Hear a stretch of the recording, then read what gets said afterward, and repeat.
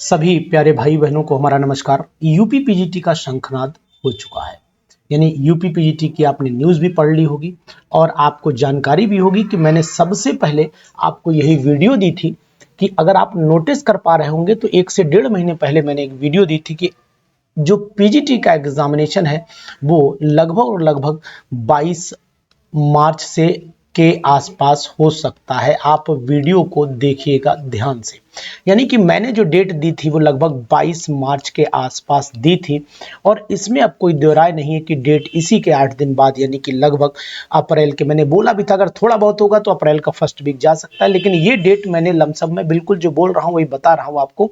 अगर 24-25 फरवरी नहीं हुआ एग्जामिनेशन तो फिर 22 मार्च से पहले एग्जामिनेशन नहीं हो पाएगा, ये मैंने बोला था। तो अभी आप देख रहे हैं कि अप्रैल के फर्स्ट वीक में एग्जामिनेशन का, अप्रैल के फर्स्ट वीक में जो है वो इसका शंखनाद हुआ है। तो कहने का तात्पर्य यह है कि आप पूरी तरीके से इस बात से अब मतलब जरूर कंफर्मेशन ले लिए होंगे कि एग्जामिनेशन की जो भी डिटेल पहुंचती है वो प्लस माइनस, जैसे मैंने बिहार बीपीएससी की आपको कट ऑफ बताई थी कि 48 से 50 के बीच में जाएगी तो 46 गिरी थी, उसी तरीके से मैं आपको यहाँ पर 22 मार्च लगातार बोल रहा था कि भाई लोग कह रहे थे अभी पहले हो जाएगा, मैं ही एक ऐसा था जो मैं आपसे बोल रहा था कि एग्जामिनेशन जो है वो बाद में होगा। जब 2021 का जो पेपर हुआ था, 2021 का जो पेपर हुआ था, ये वाला जो पेपर आपके सामने है, इस पेपर पे भी मैंने लगातार बोला था कि कट ऑफ कहाँ गिरेगी, उसी के आसपास गिरी थी कट ऑफ। तो ये सब हमारे और आपके बीच का एक अनुमान है, जो सिर्फ आपको अनुमान इतना होना चाहिए कि आपको उसका बेनिफिट हो जाए। तो आखिरकार 2021 से लेकर के 2024 के पेपर में, यानी कि 2022 का जो नोटिफिकेशन है, 2022 के नोटिफिकेशन के पेपर अब 24 में ना होकर के कहाँ जा रहा है, ये पेपर अब आपका 25 में जा रहा है। यानी कहने का तात्पर्य हमारा इतना है कि ये पेपर अब 2025 में होने वाला है। और 2025 में ये कब होगा आपको पता होना चाहिए। अप्रैल का फर्स्ट वीक इसके लिए डिसाइड किया गया, अप्रैल का फर्स्ट वीक इसके लिए डिसाइड किया गया है। और अप्रैल के फर्स्ट वीक में आप नोट कर पाएंगे कि एग्जामिनेशन अगर होगा तो आपके पास ओवरऑल मिलाकर के 4 महीने हैं और 4 महीने में आप उस वजूद को हासिल कर पाएंगे जिस वजूद को आपको पाना चाहिए। तो मैं आज इस वीडियो के साथ में आया हूं कि आप बिल्कुल तैयारी में जुट जाइए, लेकिन मैं ये भी आपको आज बताना चाहूंगा कि आखिरकार 2024 का पेपर कैसा होना चाहिए, 2024 के पेपर में टफनेस कैसी आनी चाहिए। 2021 का पेपर तो आपके अनुमान से ऊपर चला गया था और आपने जो सोचा था वो बिल्कुल नहीं हो पाया और अल्टीमेटली बहुत से विकेट गिर गए थे इसी एग्जामिनेशन में। तो मैं आपसे कहूंगा कि आपका विकेट न गिरने पाए और आप पूरी तरीके से उस पर पिच पर बढ़िया से खेल पाए, इसके लिए मैं आज आपके सामने वीडियो प्रस्तुत करने जा रहा हूं। इस वीडियो में आपको बहुत सारी जानकारियां दूंगा कि आपको किन किन टॉपिक्स पर और कौन सी केमिस्ट्री पर ज़्यादा फोकस कर लेना चाहिए। तो आप हमारे साथ पूरी वीडियो में बने रहिए, हम एक एक बात से आपको रूबरू कराते रहेंगे। तो ये छोटी सी वीडियो, छोटा सा एनालिसिस, इसके बाद पेपर भी सॉल्व करेंगे। बिल्कुल बेफिक्र रहिएगा, गंभीरता के साथ में पेपर सॉल्व करेंगे। अभी मैं आपको एक क्लू दे रहा हूं कि पेपर 2024 की टफनेस की संभावना क्या आ सकती है, पेपर कितना टफ हो सकता है। तो अगर मान लीजिए हम ये पहले क्वेश्चन की बात करते हैं, इन पहले क्वेश्चन जो है अगर आप नोटिस कर पा रहे होंगे तो ये पहला क्वेश्चन जो है ये वाटर शिफ्ट गैस रिएक्शन से आया था। मतलब हम ये कह सकते हैं ये इनऑर्गेनिक केमिस्ट्री को टच करता हुआ क्वेश्चन था।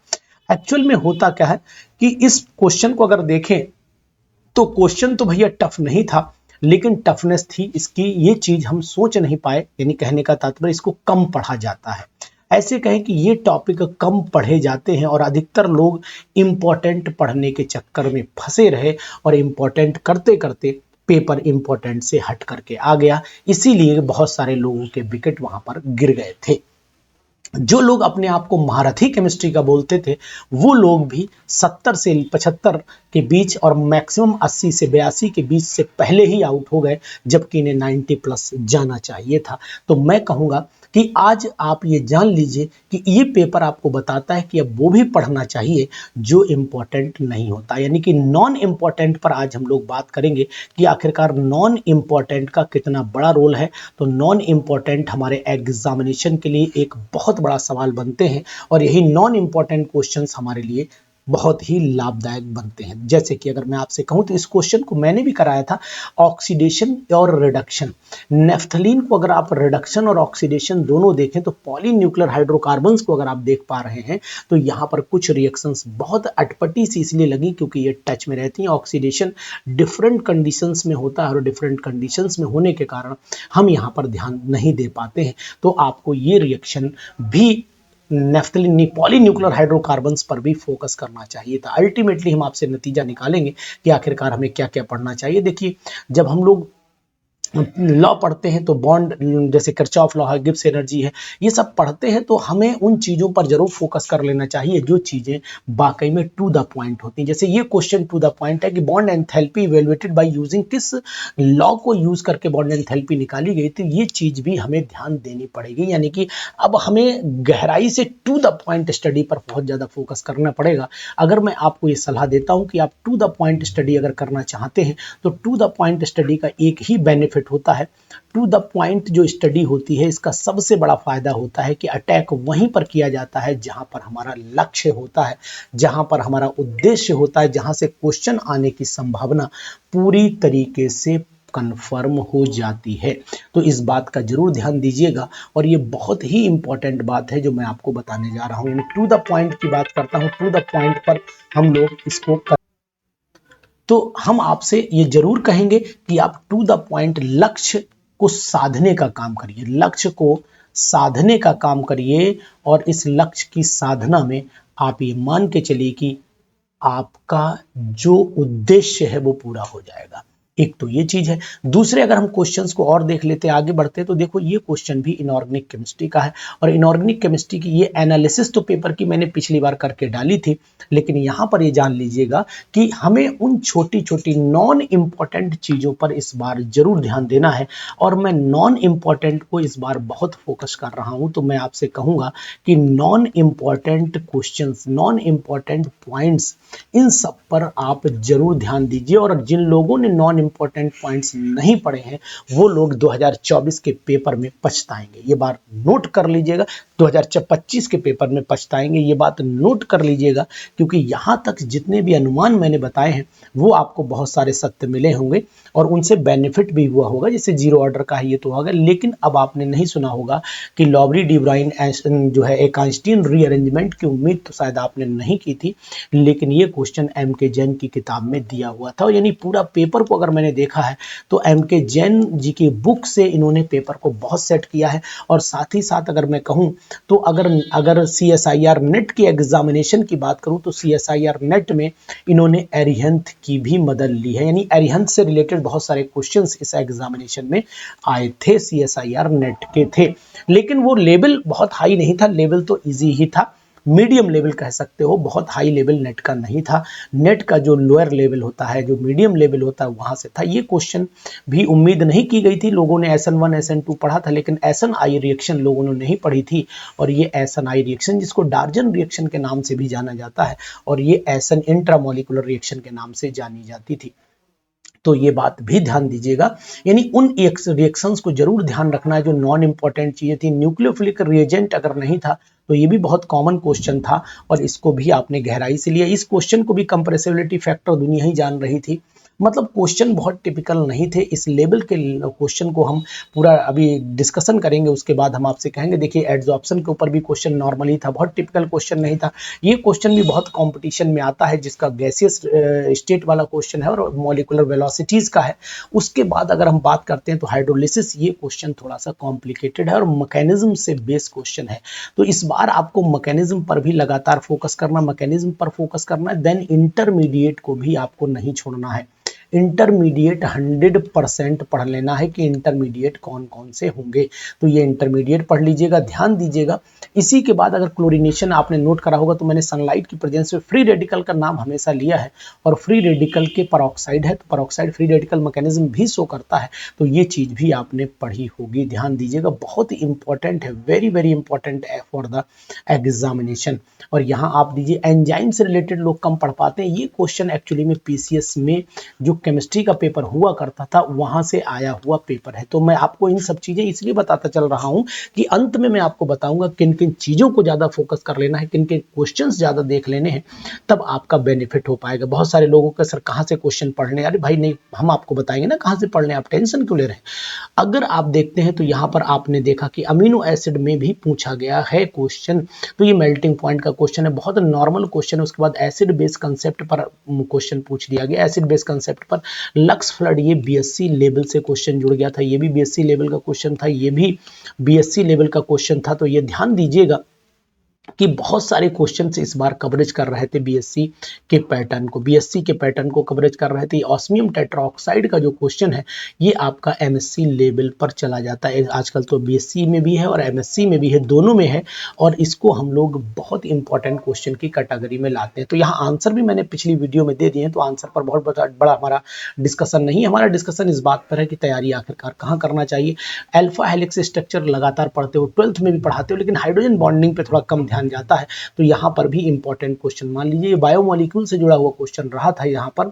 तो ओवरऑल अगर हम इन पेपर्स को देख पा रहे हैं तो इन पेपर्स में एक बहुत बड़ी चीज वो दे रहे हैं कि जैसे जो नॉन इंपॉर्टेंट पार्ट है, न्यूमेरिकल भी ऐसा दे रहे हैं जहाँ कैलकुलेशन बहुत थी, कैलकुलेशन ज्यादा थी न्यूमेरिकल में, और कैलकुलेशन ज्यादा होने की वजह से पेपर टफ लगने लगा और माइंड डिस्टर्ब हो गया। तो कैलकुलेशन बहुत ज्यादा थी और ज्यादा कैलकुलेशन से पेपर टफ हो गया, और पेपर जब टफ हो गया तो फिर आपका माइंड डिस्टर्ब हो गया, बैलेंस बिगड़ गया माइंड का, और हमारा आंसर निकालना हमारे लिए बहुत मुश्किल हो गया। जबकि ये question W is equal to minus P delta V से ही सॉल्व होना था, और माइनस पी डेल्टा वी से जब सॉल्व हुआ तो आंसर भी हम लोगों ने निकाल लिया। लेकिन बात वही है कि एट ए टाइम जब प्रेशर एग्जामिनेशन का होता है तो बहुत सारी आती हुई चीजें हाथ से छूट जाती हैं।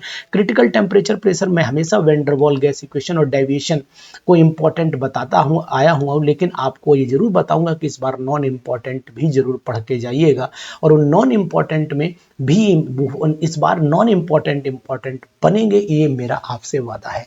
तो याद ध्यान दीजिएगा कि पेपर के लेवल सभी के अप टू द मार्क हो गए हैं, एकदम डाउन नहीं जाएगा पेपर और एकदम बहुत हाई भी पेपर नहीं जाएगा, ये मेरा अनुमान है। इसके बाद क्या होता है ये तो नहीं बता पाऊंगा, लेकिन पेपर ना कठिन होगा ना सरल होगा, पेपर इस लेवल से थोड़ा सा डाउन जाएगा इस बार। 2024 का जो पेपर होगा, 2024 का पेपर होगा, उसका ग्राफ जो 24 में होने वाला था 25 में होगा, 25 वाला जो पेपर है उसका ग्राफ 2021 वाले का जो ग्राफ था उससे थोड़ा सा नीचा चलेगा। अगर मैं इसे ग्राफिकली रिप्रेजेंटेशन देने की कोशिश करूं कि भैया क्या आपकी संभावना है, तो अगर मैं यहाँ पर पेपर का लेवल ले लेता हूँ, ये लेवल ऑफ पेपर ले लेता हूँ, लेवल ऑफ पेपर, और यहाँ पर मैं मान लेता हूँ ये 2021 का पेपर था और ये मान लेता हूँ 2025 का पेपर ये आएगा। तो अगर यहाँ से पेपर उठा है तो मान लेते हैं, सपोज कर लेते हैं कि ये ग्राफ अपना ऐसा ले गया था, सपोज कर लेते हैं 2021 का पेपर। अब 2025 का पेपर की जो मुझे भरोसा है वो 2025 के पेपर का जो मुझे भरोसा है वो भरोसा इस तरीके का है, यानी कि शुरुआत जो चलेगी वो लगभग और लगभग ये मान के मैं चलता हूं कि लगभग 50% पेपर ऐसा होगा जो आप लोग मैक्सिमम लोग अटेम्प्ट कर जाएंगे, यानी कि 60 से 70 के बीच में अधिकतर लोग पेपर करते ही करते हैं। ये लेवल थोड़ा सा पहले से डाउन रहेगा, यानी कि इस बार आपकी जो कट ऑफ है वो 90 प्लस जाने की संभावना बन सकती है अगर पेपर का लेवल ये आता है तो फिर आप, मुझे जो अनुमान है वो पेपर का लेवल मेंटेन होकर के आएगा, क्योंकि यूपी पीजीटी का पेपर है और ये आप मान के चलिएगा कि बहुत हाई, लेकिन ना हमें तैयारी तो फिर हाई लेवल से ही करनी पड़ेगी। बहुत डिफरेंस तो मैंने भी नहीं दिखा रहा हूँ यहाँ पर, ये जो डिफरेंस आपको दिखा रहा हूँ ये मैक्सिमम डिफरेंस हो सकता है, इससे ज़्यादा डिफरेंस संभव मुझे दिखाई नहीं दे रहा है। और ये जो परसेंटेज डिफरेंस की है टफनेस की वो 10% के आसपास होगी, और 10% का मतलब ये हो गया कि लगभग 10 क्वेश्चन हमारे लिए ऐसे आ जाएंगे 10, यानी कि लगभग 125 क्वेश्चन होते हैं, तो मैं ये मान के चलता हूं कि यानी कि 104 या 5 क्वेश्चन ऐसे, 14 या 15 क्वेश्चन ऐसे आएंगे जो आपको परेशान कर सकते हैं, जो आपको हिला सकते हैं। तो ओवरऑल आप लगभग 15 में 225 मानिएगा, तो 5 मान लीजिए, मैक्सिमम 10%, हालांकि 15 मैंने बहुत बोल दिया, 11-12% बन रहा है, लेकिन ना मैक्सिमम ये मान के चलता हूँ टफनेस का जो लेवल है, अगर 10% से थोड़ा सा आगे पीछे प्लस कर लें तो फिर आप ये मान के चलिए 11-12 बनता है। लेकिन मैं आपको ले चलूंगा दूंगा कि 15% पेपर आप ऐसा मान लीजिएगा जो आपको परेशान कर सकता है। तो 15% मैक्सिमम लिमिट मान के चल रहा हूं। वैसे तो 10-11 की उम्मीद में लगा रहा हूं, 10% 12% के हिसाब से, लेकिन नहीं, चलिए आप 125 क्वेश्चन का लेवल लेकर के चलेंगे तो इन चीजों का भी विशेष ध्यान देना। कैलकुलेशन ज्यादा थी और कैलकुलेशन ज्यादा होने से टाइम कंज्यूमिंग पेपर ये था। इस बार टाइम कंज्यूमिंग पेपर नहीं हो सकता है, टाइम कंज्यूम बहुत किया था इस पेपर ने। कैलकुलेशन बेस्ड पेपर होने की वजह से ये पेपर और दिक्कत कर गया और उसी वजह से बहुत लोगों के विकेट गिर गए थे। तो हमें इन पेपर्स को देख करके जरूर अंदाजा लग रहा है कि इस बार एक तो मैकेनिज्म पर बहुत ज्यादा फोकस करना है, जो इस पेपर से जो अनुमान लगा रहा हूं वो एक तो मैकेनिज्म पे फोकस करना है। देखिए लेवल तो लगातार बढ़ ही रहे, ऐसा तो नहीं हो सकता, इसके समवट 5-10% का जो वेरिएशन है वो चल सकता है, लेकिन चार चीजें जो इस पेपर से निकल करके आ रही हैं, देखिए लगातार आपको मैं पेपर सॉल्यूशन तो मैंने डाल रखा है पहले ही, ये मैच द फॉलोइंग का क्वेश्चन है, इसके बाद आपने ये नंबर ऑफ बॉन्ड्स का क्वेश्चन दिखाई दिया, इसके बाद मैकेनिज्म से क्वेश्चन बहुत दिखाई दे रहे हैं, ये कंडीशन रिएक्शंस जो डायरेक्टली थी और ये फार्मूला बेस्ड क्वेश्चन भी था। मतलब अगर क्वेश्चन देखें तो टू द पॉइंट था, लेकिन वो क्वेश्चन थे जो नॉन इम्पॉर्टेंट होते हैं और नॉन इम्पॉर्टेंट के साथ साथ उन क्वेश्चन पर भी बहुत ज़्यादा ध्यान दिया गया जो क्वेश्चन हम लोग टच में कम रखते हैं, जिनको पढ़ने से छोड़ते हैं, ऐसे क्वेश्चन को ज़्यादा फोकस कर दिया गया। तो अब आप क्या चाहते हैं वो मैं आपको, जैसे ये आपका ट्रांसोर्सेस वाला था, मैंने पूरा टॉपिक पढ़ाया है, पूरा समझाया है, लेकिन यहाँ पर आपको जरूर ये ध्यान देना चाहिए कि इस एग्जामिनेशन में शंखनाद तभी हो पाएगा जब आप एक अच्छे प्रैक्टिस और रिवीजन के साथ में डटे रहेंगे और हम भी आपके साथ लगे रहेंगे, कुछ छोड़ेंगे नहीं। लेकिन अल्टीमेटली इस पेपर से रिजल्ट क्या निकल करके आता है ये बात ज़्यादा इंपॉर्टेंट हो जाती है आपको बताना। देखिए ये सब न्यूमेरिकल बेस्ड क्वेश्चन चले गए थे और न्यूमेरिकल ने टाइम भी खराब किया, कंजम्पशन भी लिया हमारा और साथ ही साथ माइंड को भी डिसबैलेंस कर दिया था। तो इन सब डिसबैलेंस, देखिए ये सब न्यूमेरिकल चला जा रहा है, न्यूमेरिकल अधिकतर दे दिए गए और जो क्वेश्चन बनाए गए वो सब नॉन इंपॉर्टेंट से बना दिए गए। तो मैं तो आपको क्या सलाह दे पाऊंगा, मैं आपको जरूर ये सलाह दूंगा कि आखिरकार पेपर, देखिए ये क्वेश्चन फोटोकेमिकल इक्विवेलेंस से दे दिया गया, इन सब को इनके एनालिसिस हम क्वेश्चन वाइज करेंगे। 2021 का पेपर मैंने सॉल्व कर रखा है पूरा और वो आपको दूंगा और साथ ही साथ आपको दूंगा 2016 का पेपर, 2013 का पेपर, 2011 का पेपर, 2010 का पेपर, 2009 का पेपर, ये सब पेपर आपको सॉल्यूशन वाइज कराऊंगा। जैसे नोट वाला क्वेश्चन मैंने खूब कराया था, लोगों का सही हुआ भी था, ये क्वेश्चन मेरा बिल्कुल डिट्टो। इसमें से इतने टफ पेपर में से भी अगर 15 से 20 क्वेश्चन मेरे डिट्टो आए थे, ये जिन लोगों ने पेपर दिया है वो लोग जान रहे हैं। हाइड्रोकार्बन का क्वेश्चन एज इट इज था, मिलर इंडिसेस का क्वेश्चन एज इट इज था और आपका ये रेडियल नोड का क्वेश्चन एज इट इज था और आपके IUPAC नेम का क्वेश्चन, मगर 12 से 15 क्वेश्चन ऐसे थे जो डिट्टो आए थे और आपको बहुत, जैसे स्पॉन्ज वाला ये क्वेश्चन था, प्रोटॉन स्पॉन्ज वाला, ये कम पढ़ा जाता है, इंपॉर्टेंट तो था लेकिन ये नॉन इंपॉर्टेंट, लोग अधिकतर इसे नेट CSIR नेट के एग्जामिनेशन के लिए पढ़ते हैं। तो फिर मैं आपसे ये कहूँगा कि आप किन चीज़ों का विशेष तौर से ख्याल रखेंगे, इस पर अब हम लोग छोटी सी चर्चा कर लेते हैं इसके एंड में। देखिए नंबर 1, इस बार आपको करना क्या चाहिए, इस बार नंबर 1 आपको नॉन इंपॉर्टेंट चीज़ों पर विशेष ध्यान देनी चाहिए। जो आप छोड़ रहे हैं नॉन इंपॉर्टेंट वो आप छोड़िएगा नहीं, तो मैं आपसे कहूँगा नॉन इंपॉर्टेंट टॉपिक्स को विशेष तौर से ध्यान दीजिए, नॉन इंपॉर्टेंट टॉपिक्स पर ध्यान दीजिए, एक बात। दूसरी बात ये है कि आप MCQ का लेवल जो है, MCQ लेवल गेट पेपर की मदद लीजिए, गेट पेपर की मदद लीजिए, गेट के साथ साथ में जो प्रीवियस ईयर के नेट के MCQs हैं, CSIR नेट की बात कर रहा हूँ, CSIR नेट में जो MCQ प्रीवियस ईयर के हैं, प्रीवियस ईयर PYQ हैं, उन पर भी फोकस कर लिए। इन दो पेपर को लगा लीजिए, 25% पेपर आप कवरेज यहाँ से कर जाएंगे, जो आपके लिए प्लस में जाएगा, क्योंकि ये आप जानते हैं कि MCQ जब आप लगाते हैं तो सेकेंडरी लेवल तो आप बहुत ईजी से खींच ले जाते हैं और सेकेंडरी लेवल के बाद जब ग्रेजुएशन लेवल के MCQ चलते हैं, ग्रेजुएशन लेवल के MCQ चलते हैं तो वहां पर जाकर के आपको ग्रेजुएशन और पोस्ट ग्रेजुएशन के जो क्वेश्चन चलते हैं वो दिक्कत कर जाते हैं आपके लिए। PG के और UG के जो क्वेश्चन चलते हैं वो परेशान आपको करना शुरू कर देते हो। यहीं से परेशानी इतनी बढ़ जाती है कि फिर आप आगे अपने आप का पेशेंस खो देते हैं। जैसे कि 2021 में बहुत सारे लोगों ने पेशेंस खोया था, पेपर टफ नहीं था, पेशेंस खो गया था और वो इसलिए था कि न्यूमेरिकल कैलकुलेशन बहुत आ गई थी। तो मैं आपको ये भी सलाह देता हुआ चलूंगा, न्यूमेरिकल कैलकुलेशन ज़्यादा थी और न्यूमेरिकल न्यूमेरिकल कैलकुलेशन की वजह से आप अपने पेशेंस को लॉस कर चुके थे और उसके बाद जो आ रहा था वो भी नहीं आ रहा था, क्योंकि फिर लगने लगा था कि यार अब सिलेक्शन नहीं हो पाएगा।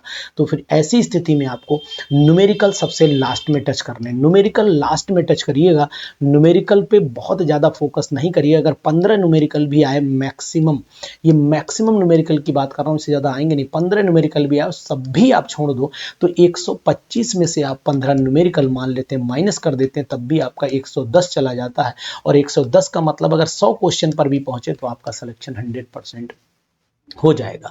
तो एक तो आप नंबर 1 नॉन इंपॉर्टेंट पार्ट पढ़िए, जिसको मैं बता रहा हूं, एक तो नॉन इंपॉर्टेंट पार्ट आप जरूर पढ़ें, इस बात को जरूर देखें। इसके बाद एमसीक्यू गेट और नेट एमसीक्यूज जरूर लगाएं। जो पीवाईक्यू हैं उन पर ध्यान दें, नए वाले के चक्कर में भी ना फंसें, इस पर ध्यान दिए। इस पर मैं भी महासंग्राम में भी बात करूंगा।